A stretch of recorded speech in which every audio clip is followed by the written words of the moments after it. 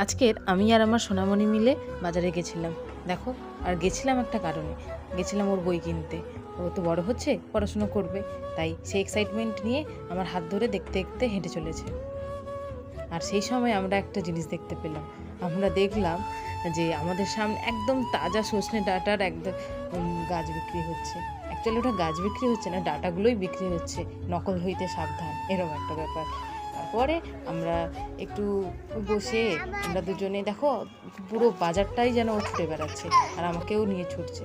তারপরে বাড়িতে এসে জলদি ফোকাস করো মানে ঘন্টি বাজিয়ে নাচ।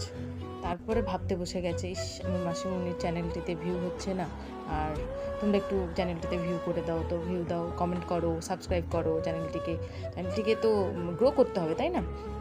তারপরে আবার মোবাইল নেবে বলে বায়না শুরু করে দিল, কান্নাকাটি করে দিল, অ্যাক্টিং।